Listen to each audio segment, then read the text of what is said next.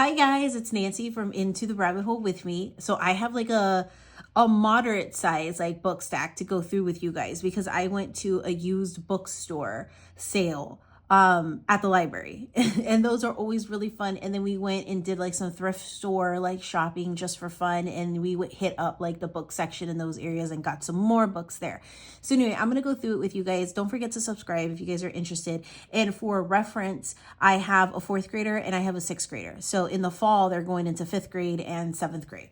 So My Brother Sam is Dead is one that we are going to be doing. I think this is, for the American Revolutionary War. So this book has been popping up everywhere. I literally had never heard of it as of 2 months ago. And ever since then, it's been popping up like everywhere. And so I got multiple copies of this because I already had a copy that I was going to do, and I forgot whether it's Beyond the Page or some other curriculum that I'm doing that this book is required. And so I just ended up picking another copy up so that way I can read along with my son if we choose to do that, or if we choose to do it family style, then that's what we're going to do. So I ended up picking it up, but I'm telling you,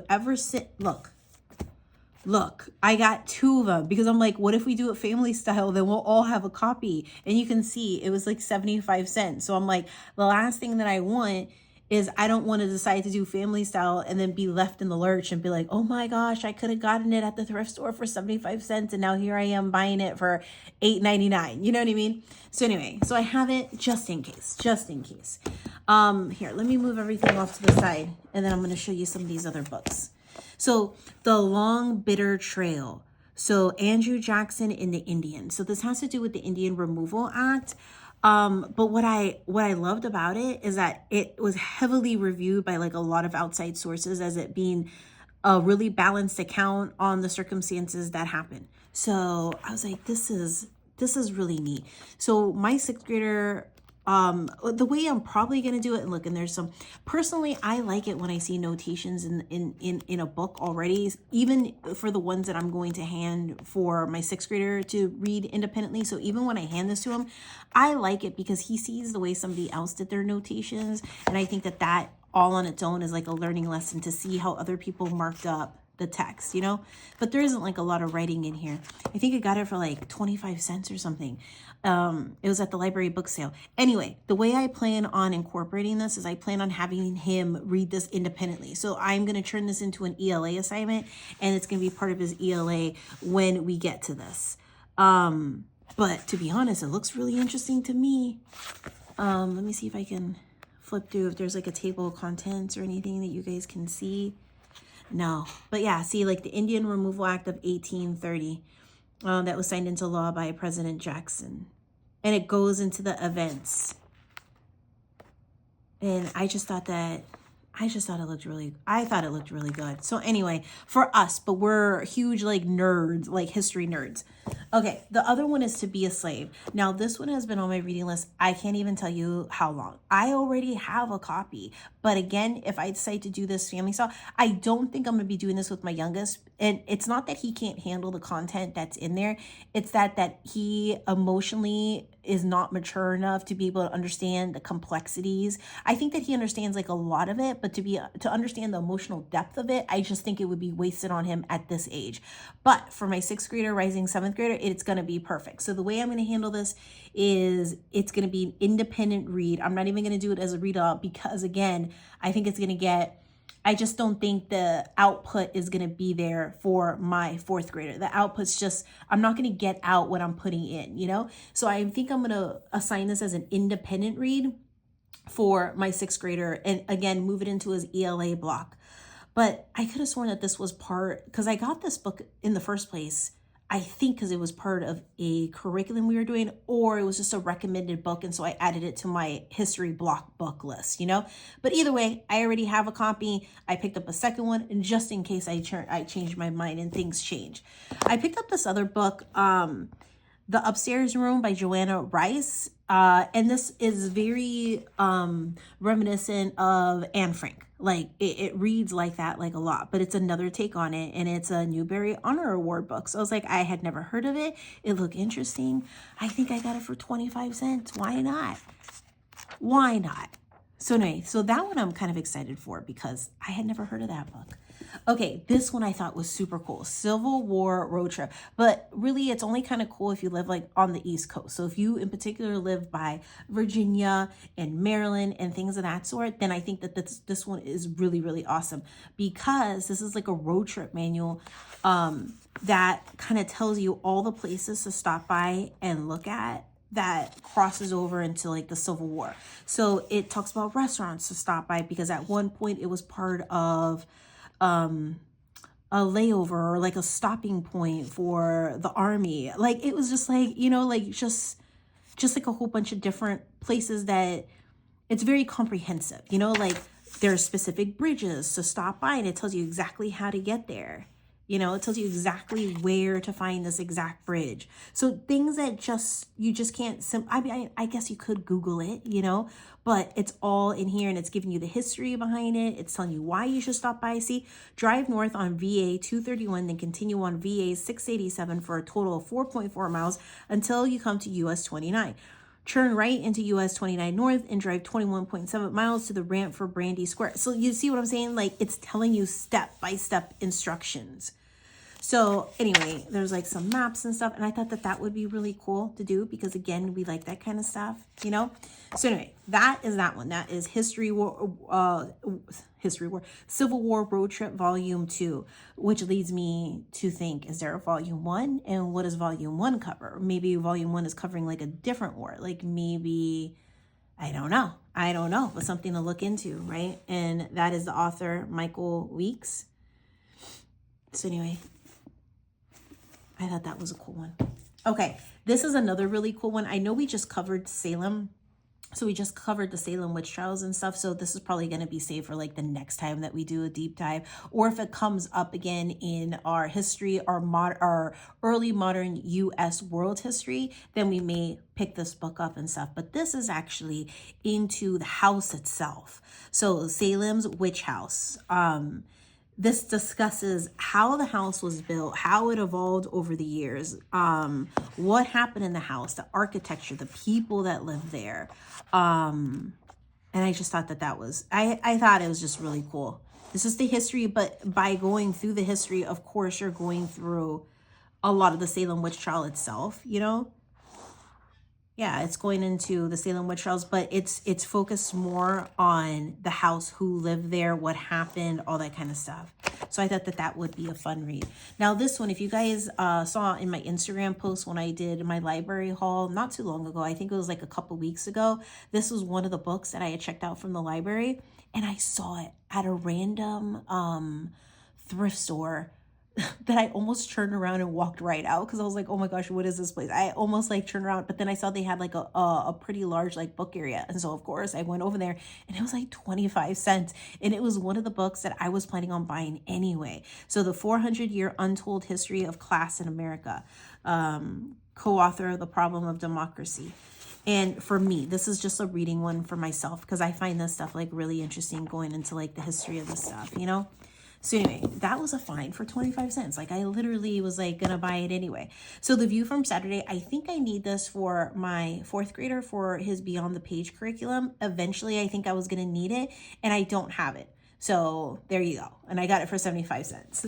And then again, if you watched my library haul when I was sharing like my library haul over on Instagram, this was one of the books and I've been raving about it because I'm like, oh my gosh, this is so interesting.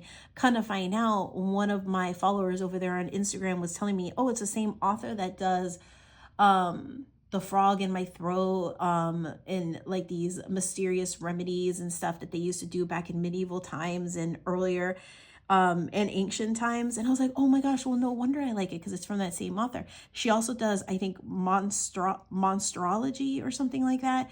Another one that I like where she goes into the history of like horror folklore and things of that sort. So I saw it and I was like, oh my gosh, this is another one that I had on my thing that I wanted to purchase. So I was like, all these books were coming to me. What was I supposed to do? So I purchased it. I don't even know.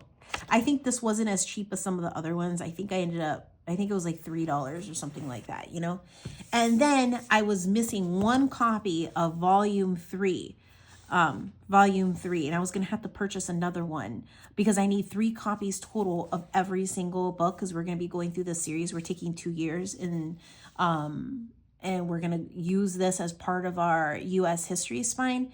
But I must have miscalculated how many, because I need 3 copies, one for myself, one for each of my kids, and we're all like following along. And lo and behold, they had it. And I was like, oh, okay. So I went and I got that. Now, this one is pretty cool. The Founders of 39 Stories Behind the U.S. Constitution. So this is going into a lot of interesting facts. So like, for instance, like as a quick flip through, one of the stories that I found was that when they were drafting the Constitution, yeah, I think it was a Constitution. Yeah, when they were drafting the Constitution, they didn't capitalize United States. United. They didn't capitalize United. They only capitalized States of America, not United States. Meaning that it probably was never intended to be as part of the name. You know what I mean? And over time, like that changed. So anyway, little tidbits of information like that. But it also has to do with a lot more founding fathers than what we are typically exposed to, you know? So I thought that was interesting. And I also love how they have them all split up by colony. So I thought that that was really cool. Yeah, they have it split up all by colonies, I believe. So, yeah, today we spell the name of our country United States with a capital U and a capital S. This was not the case in the nation's first years. So you can see United was not capitalized, but States of America. So sometimes both words went uncapitalized. You know what I mean? So it just goes into more of the history and what the framers originally intended, or what the original intent was. So all that's like the intro. And then you get into Delaware specific stuff, and then the making of that. It goes a little bit into the Revolutionary War era, how old the signers were, their date of birth, how many children, what age they died in. And then it goes into each person. You know, like here, I'll just hold it here for a second. Anyway, I found that this was really interesting, and I'm going to be incorporating that. Once we get into the American Revolution, I have a whole slew of books that we're going to be using. So I'm going to add this, and I think this is going to be as part of our read aloud. So it's going to be a portion of like the read aloud that we're going to do, and doing like maybe one story. Okay, so I picked up Pinocchio for like dirt cheap. I think it was like $1. I got this for like $1 at the library book sale, and I'm a sucker for these vintagey images and all kinds of stuff. But when I open it, I'm going to show you what I think is particularly like cool about it. But we read Pinocchio already 4 years ago as a family read aloud. Now, I don't know about you guys, but like when you look back on how much developmentally that your kids have grown in like a 4-year period. So like my oldest, who's in 6th grade, was probably in either 2nd or 3rd grade. And my youngest was probably in 1st grade around that time. Their takeaway of the story is going to be completely different in the 4 years, since the 4-year span that we've read it. So I picked it up because it's been in the back of my mind for a very long time, to do this as an assigned independent read for our ELA block, and then just to develop the questions and reading comprehension questions and all the kinds of stuff to go along with it. So it was in the back of my head, but I wasn't sure because, my gosh, there's so many books that I still have to get to. Rereading something that we've already read isn't on my top priority list, except for this one. I don't know if you've ever read the book, but the book is very different, I feel, from the Disney movie. And there's a lot more to take away from it. So when I saw it at the store, I feel like this is a sign. This is a sign for me. But it has like these really old illustrations. I actually want to see what the copyright date is. Did I miss it? It doesn't even, what? Hold on. I actually don't even, except it's just from Classic Press Incorporated, and that's, oh, here it is. 1968. 1968. Okay, so 1968, but, okay.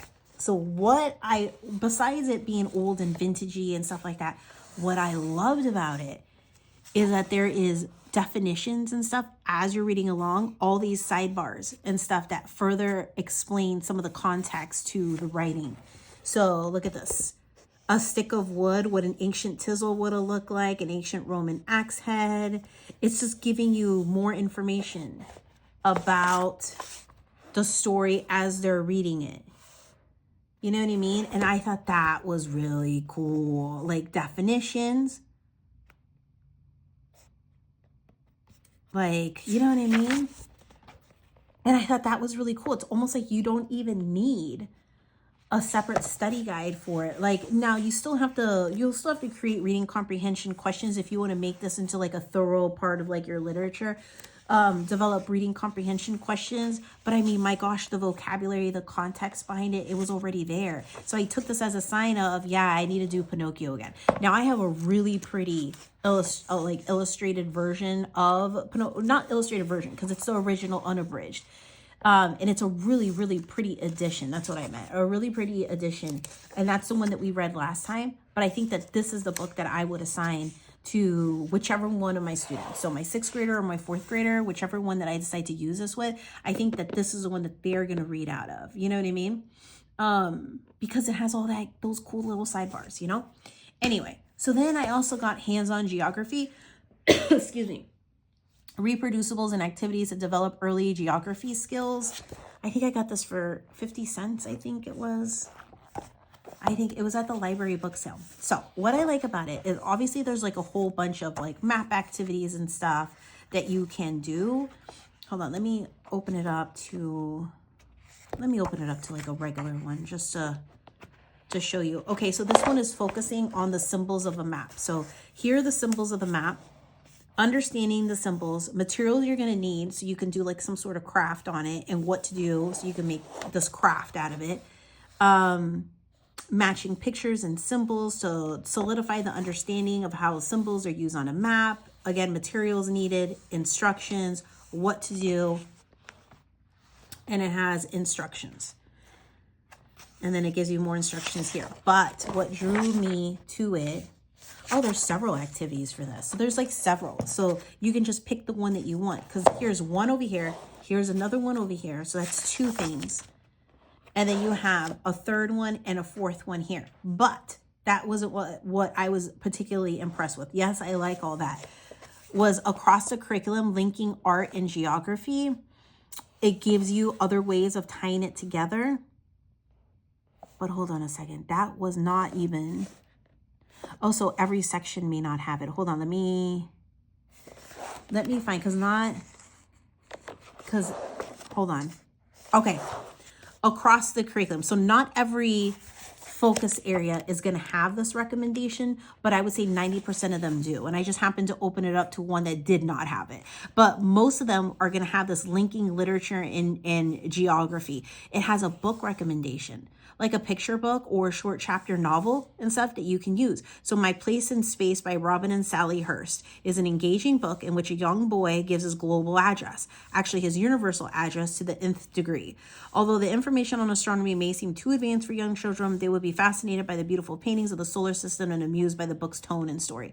So it's like picture books or short chapter books to reinforce the concept of whatever it was that you're learning about. See, like here's another across the curriculum, linking literature, Katie and the Big Snow by Virginia Lee Burden. Perfect book to read for the children at this point. It includes even a compass rose that the children can use to plot the directions which Katie, the snow shovel, takes as she plows out of the town of Geopolis. You know, so you're going through northwest, southeast, southwest, and you're going through all that kind of stuff. So I was like, whoa. And I know I have a 4th grader and a 6th grader, but that doesn't mean I can't find something in here and pull out maybe 4 or 5 lessons in here for us to do. But and look, this one across the curriculum linking, this one has a map linking. So not all the time is it going to be literature. Oh no. And then linking literature and geography. The classic, The Red Balloon, offers an opportunity for children to practice using simple directions. You can retell the story in terms of the balloon's directions, up, down, left, right, and so on. So you know what I mean? So I was like, oh, that would be cool. So I got that. And then the other thing that I got is The Cold War, A History in Documents. This one I felt was really cool. And I didn't pay $3. It was at the library book sale. And it was fill up a plastic bag for like $5. So I don't even know what it would. Maybe a quarter or 50 cents. I think it came out because the boys all stocked up on like their own books that they got. But this is filled with just primary sources. And that's what they mean by a history in documents. And I don't know about if you guys have started to study the Cold War, but the amount of information for, let's say, upper elementary through lower middle school, there's not a lot of information. A lot of the information that you find for the Cold War, for World War II, for some of these other more modern wars, I guess, are at like the high school level, and there isn't like a lot, and this even I would say is more probably towards like the high school level too, but that doesn't mean that I can't pull a lot of this information out. Especially my oldest is a little bit more advanced when it comes to his the depth of his reading, I guess, if you want to call it that. His level of understanding complex text, is a little bit more advanced. And so something like this would be perfect for him. So it's just filled with a whole bunch of information and primary sources, and analyzing these primary sources and documents and scripts and posters and documents and pictures and protest posters, photographs, like things like that. So I plan on incorporating this when we get to the Cold War. Now there are a couple more books. Hold on. Okay, so I don't have as many more books to show because my oldest already took all his books upstairs, and I'm not about to go and chase them down. But if you follow me on Instagram, when I go upstairs, like later on, I'm going to try to like share that on Instagram because he has some really cool World War II books. So baseball legends of all time. So my youngest got this at the library book sale, and I really love, like, this is like kind of like a cool layout because it's like an old school photo album type thing. Anyway, it's just biographies of like some of like the all-time greats and stuff, and it's just all in one spot, so I thought that that was like a cool find. And I'll show you the back for those of you guys who may be interested, so you can pause the screen and you can write it down if you want to try to find it. But it's kind of like this faux leather feel with like the gilded gold letters, which I thought was really cool. So baseball legends of all time. And then the other book that he got was The Game from Where I Stand, A Ball Player's Inside View. So this is my fourth grader. So one thing, my fourth grader doesn't necessarily love to read, but he's very advanced in his reading, but he doesn't necessarily like to read. Like, that's not his favorite pastime. Whereas my sixth grader, his favorite pastime is to read books and stuff, So I usually am very lenient on what he wants to read if he shows an interest in it, And so this is the one that he got. So The Game from Where I Stand, A Ball Player's Inside View. So this isn't necessarily on the game baseball, but it is on the game baseball, but from the player's perspective. So like the human side of the game and the men who play it. So how they prepare for games, deal with race and family issues, copes with trading, streaks, losses, injuries, and all the other components that playing baseball like entails. But it's more the human aspect side of it from a ball player's perspective. Not necessarily, it's not like a narrative like you're reading a baseball story, but just on what it's like for a player, dealing with race issues, dealing with injuries, dealing with trades, like, you know what I mean? Like things like of that sort. So anyway, that's what he picked up that he wanted to read. And then some other minor books that I also picked up was Richard Halliburton's Book of Marvels, and I got the Occident, and I just wanted to try it out. You can get, I think, a comprehensive one. It's like way thicker. It's like a fatter like book, but I just wanted to give it a shot and just try it from here. And it looks really good. So when we start going into our world history spine, I'm going to be incorporating stories from here. And the way I plan on using it is as a read aloud. So for right now, that's the plan, is just to read like one story every day for that we do history and stuff, and it's just going to get incorporated into our history read aloud. That is the plan. No, world geography, sorry. But when we do world geography, it's going to correlate with our early modern world history. You know what I mean? Hopefully that makes sense. So I'm doing US history and I'm doing early modern world history. And so I'm looping them in and out. So that way they're overlapping in the same time period. And so I just finished doing a whole month of US history. And so that's going to get put on pause because now I'm looping in world history. Okay. But when I loop in world history, we're also looping in world geography. And so when I do that, this is coming into place. Also, another one that I wanted to try out, because I have seen this for so long. I think it's been years and years I've been seeing this pop up. And now I'm like, I want to get it. So I have no idea on how I'm going to incorporate it or what I'm going to use it for. All I knew is that I wanted it and I wanted to look through it. And sometime this school year, we are going to I'm going to incorporate it. I don't know how, when, I don't know any of that stuff yet. All I know is that I wanted to get it. I had seen too many people share about it. I'm like, okay, enough's enough. I think it looks cool. And even now, as I'm like flipping through it, I think it looks really cool. And so I think it's something maybe for my 6th grader that he will just do like independently.